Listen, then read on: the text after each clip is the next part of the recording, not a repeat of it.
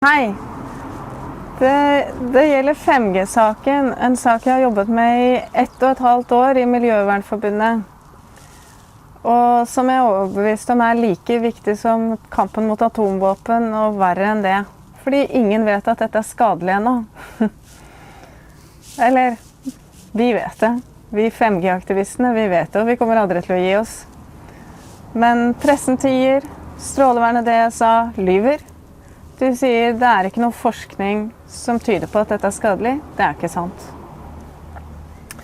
Jeg er selv fysikklærer. Jeg har studert fysikk og undervist på universitet, videregående skole og ungdomsskolen.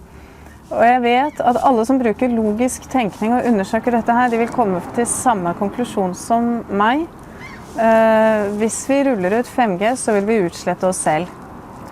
Og vi vil antagelig se store skader på folkehelsen etter bare et par år. Det har blitt anslått av professorer opp til kanskje bare 4 til 6 måneder, så vil vi se alvorlige biologiske skader. Da er det snakk om infertilitet, tidlig Alzheimer, totalt tap av kognitive funksjoner, blant annet.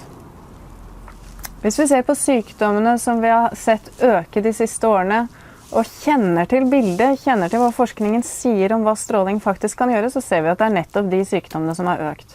Smarttelefoner er bare bra. Det er veldig praktisk, det er veldig flott, hvis det ikke hadde vært for den strålingen.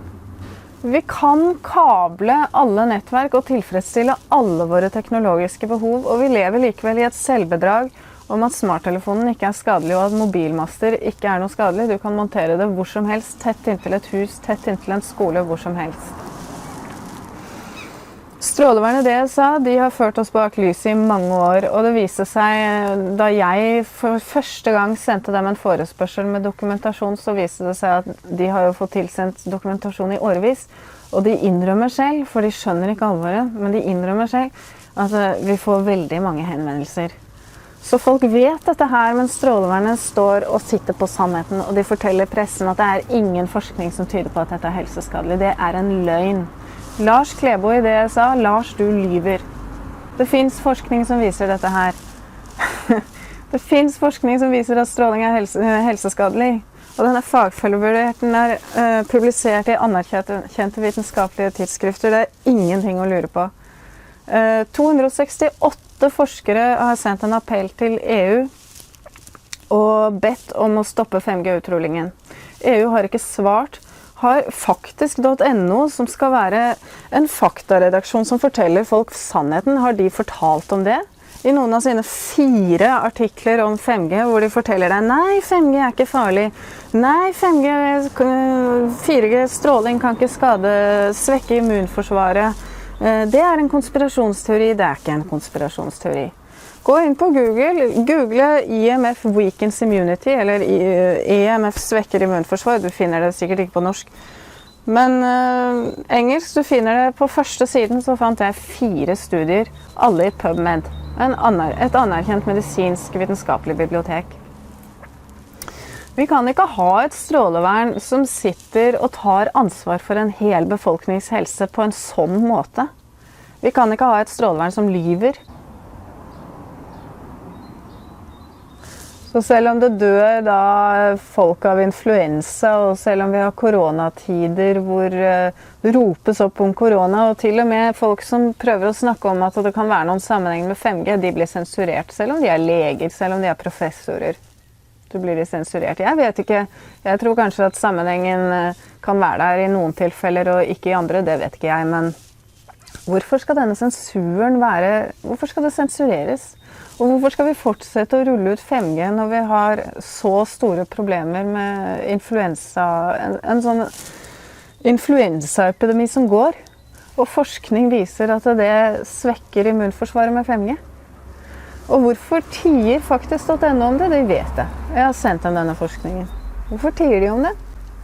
Er ikke det uansvarlig? De sier de ikke vil skremme folk. Hva skal det bety? Skal vi ikke få vite hva som er skadelig for oss, sånn at vi kan forhindre det da?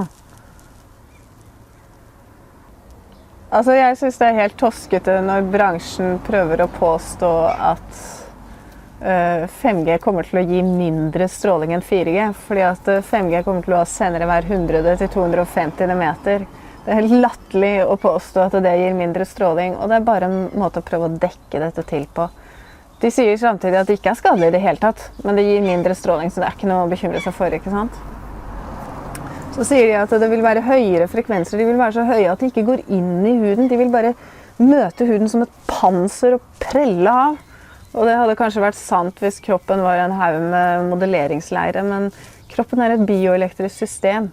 Og det vet vi, for vi tar jo EEG, vi tar EKG, vi vet at det er elektriske signaler i kroppen vår. Og gjennom hele, helt ut i huden. Ja, så det synes jeg er teit da. Det er bare sånn idioti. Ja. Det var i hvert fall det jeg ville si. Så jeg vil be alle om å være så snill å sette seg inn i dette, hvis du ikke er en av de som vet dette fra før. Fordi at kunnskap er makt. Vi trenger folk som vet om det. 5G-bevegelsen vokser over hele verden. Den engasjerer artister, den engasjerer folk i gata. Og vi samler oss om noe som vi alle vet er det eneste som egentlig er det viktigste i livet å bry seg om. Framtiden til barna våre, framtiden til planeten.